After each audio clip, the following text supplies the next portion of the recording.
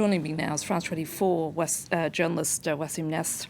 Wassim, you have been keeping close watch on the operations of both the Israelis and Hamas militants, but I want to ask you just how far advanced is the Israeli military at the moment in Gaza? How much have they managed to achieve? Well, actually, we're going to look at a map and we'll see the evolution on the ground of the military, Israeli military on the ground in northern Gaza. So all the areas we see in red are the areas that today are controlled by the Israeli military.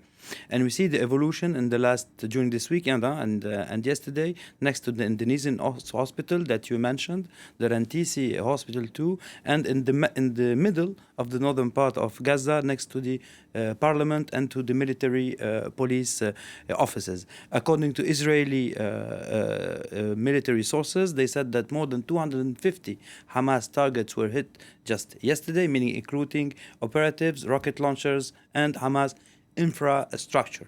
What we can see on this map is it is evolving in a normal way. It's not too fast, it's not too slow, according to the situation and according to the dense civilian areas that fighting is occurring inside. So what are the military tactics being used by both sides? We're going to see footage from both sides, actually. We're going to begin with the Israeli forces in Jabalia that you just mentioned, knowing that Jabalia was not totally evacuated. Many civilians, thousands, are still living in Jabalia. And here we see foot soldiers, Israeli foot soldiers, evolving around the Jabalia, what is known as the Jabalia camp, because when you say camp, it's not tents, it's buildings actually, because those camps exist since like more than 50 years. And here we see they are evolving from one building to another. The use of tanks is still being made, but it gets less and less efficient when you go into streets. And we're going to look at the footage from Ashati camp. Ashati camp is also called a camp, but it's buildings, as you know, and it's another footage. So actually, it was the last dot or the last spot that was left. Here it is by the Israeli forces before encircling Gaza city from the seaside. And here you see that the fighting is much more intense, much more difficult. Tanks evolve much in a harder way, and it is there's a big risk for infantry, for foot soldiers, to go into those buildings that could be booby-trapped, where Hamas operatives are still operating from one floor to another.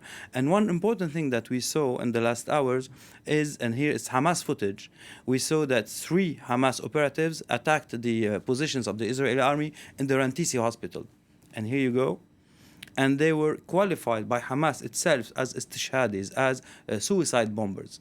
But the thing is that Hamas dropped this modus operandi since 2008. So it would be a first since 15 years where they go back to this mode of operation, knowing that this kind of attack happened in May 2008. It was the Islamic Jihad against the Hurayz passage from Gaza towards Israel. So it is very important to see if they are going back to this modus operandi, if they were actually suicide bombers, if they were people who put bombs and stayed, or people who fought till the end, as we used to say a few years back, fidaiyin, the days of the PLO or other factions. We have another footage of Hamas too, where we see how they confront military vehicles in the streets.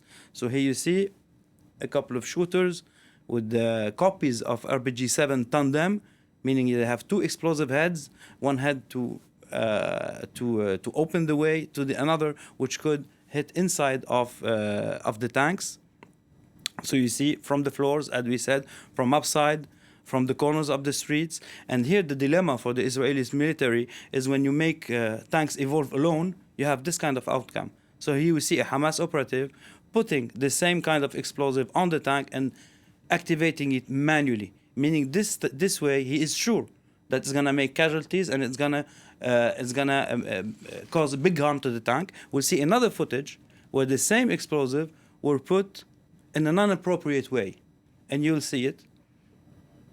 So here you have another Hamas operative. Those were the first days of the ground operation of the Israelis, and he'll put the same kind of explosive, but look at it.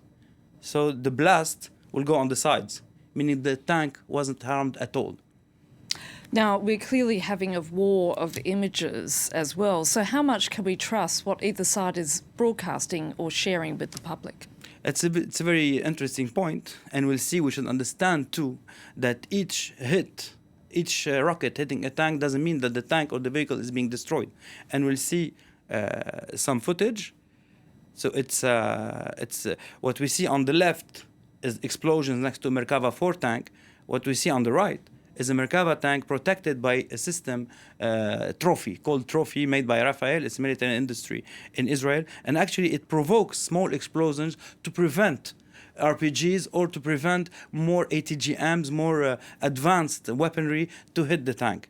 But this kind of protection makes it hard for infantry to be around the tank, because when it's activated, it could kill its own soldiers. So we go back to what I described as the dilemma for the Israeli military. But the thing is that the footage shown by Hamas doesn't go all the way to see the tank destroyed. It could be understandable because they cannot stay to make the footage, because they could be shot at by other Israeli vehicles. But still, as we speak, we don't have proof of how many tanks, how many vehicles were damaged by Hamas. And another way, when we look at Israeli footage, for example, of capturing Hamas rockets that we see here. So what we see here is a Hamas rocket captured by the Israeli military, but actually it's not a rocket which was made to be launched.